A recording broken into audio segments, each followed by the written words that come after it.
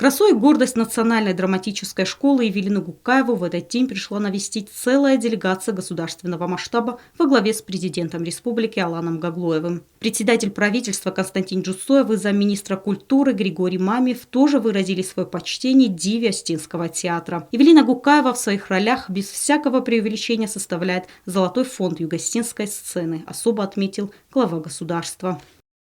Эвелина Леонтьевна Evşirabinok sajunktay sayu keşfe fedabun kutta ma evzum dar faltaran ofat kutta keşfe del dortar biranchun darushawen keşfe evzum faltaran is kama bokasui kay bofazmenu imashavitun kamaisisu obu mohan embalgadar nukana ema khasl dar nemoyam shamay qodadar kanan.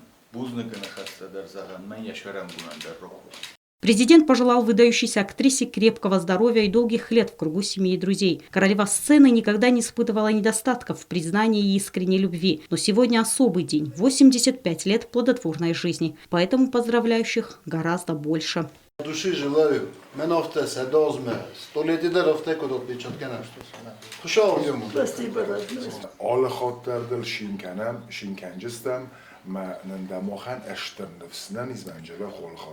Эвелина Гуккаева большую часть своей жизни посвятила театру. На протяжении 60 лет народная артистка сыграла сотни ролей. Самой главной и самой сложной для себя актриса по-прежнему считает главную роль в спектакле «Леди Макбет». Теплые слова и особое внимание не оставили равнодушным даже ее, избалованную за долгие годы несомненной зрительской любовью. Поэтому, несмотря на всевозможные звания и регалии актрисы, Эвелина Гуккаева отозвалась на поздравления искренней благодарностью.